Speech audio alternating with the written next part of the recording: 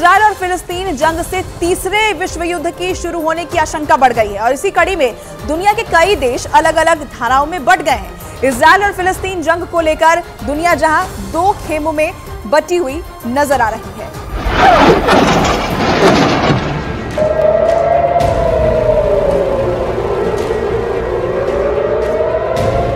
Israel और फिलिस्तीन जंग के बाद दुनिया दो धड़ों में बंट गई, एक इजरायल के साथ तो दूसरा फिलिस्तीन के साथ।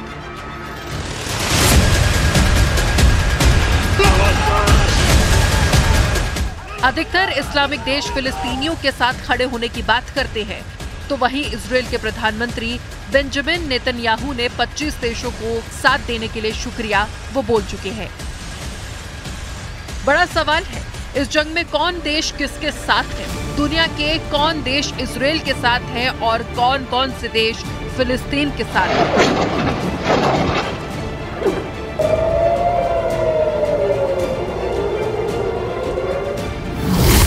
सबसे पहले इजरायल के साथ कौन देश है, इसे देख लेते हैं। America, Britain, France, Germany, Australia, Albania, Austria, Brazil, Canada, Colombia, Cyprus, Georgia, Hungary, Italy, Slovenia और यूक्रेन जैसे देश इजरायल के साथ खड़े हैं।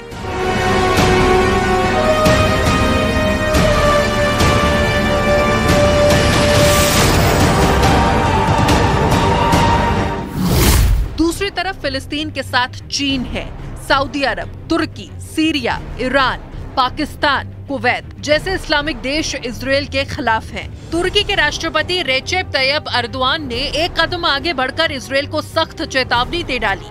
उन्होंने कहा, अगर पूरी दुनिया भी खामोश हो जाए तो भी तुर्की अपनी आवाज उठाता रहेगा।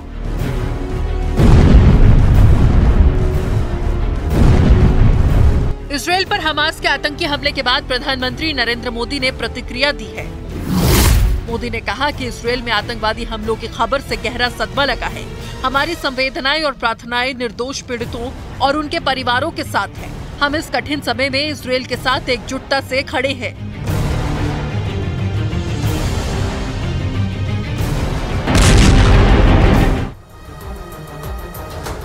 दरअसल इजरायल और फिलिस्तीन का झगड़ा बहुत पुराना है। हमास का आरोप है कि इजरायल एक बनाया हुआ देश है और ये फिलिस्तीन की जमीन को कब्जा करने के लिए बनाया गया है।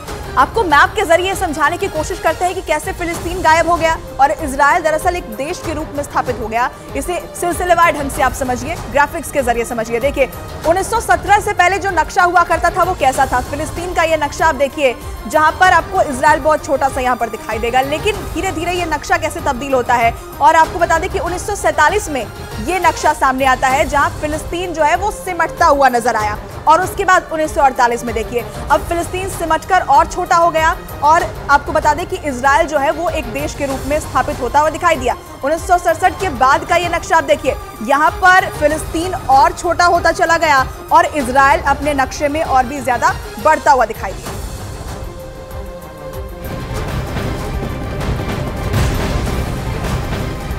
इजरायल के हमास पर जबरदस्त बमबारी की गई। इजरायल ने हमास के ठिकानों को तबाह कर दिया। इजरायल की वायुसेना ने 4 बहुमंजिला इमारतों पर हमले का दावा किया है। इजरायल की वायुसेना ने इसकी तस्वीरें भी जारी की है। तो आपको बता दें कि इजरायल की वायुसेना पलटवार कर रही है, बमबारी की गई है और इजरायल की तरफ से हमास के ठिकानों को चुन चुन कर अब निशाना बनाया जा रहा है। 4 बहुमंजिला इमारतों पर अटैक किया गया, जिसकी तस्वीरें इजरायल की वायुसेना की तरफ से जारी की गई है, क्योंकि अब भीषण युद्ध की शुरुआत हो चुकी है। नेतन्याहू ने भी इस बात का जिक्र कर दिया है कि दुश्मन जो है वो बचेगा नहीं। ऐसे में किस तरीके से इजरायल की वायुसेना ने मोर्चा संभाला है और कहां-कहां अटैक किए जा रहे हैं इन तस्वीरों में देखिए।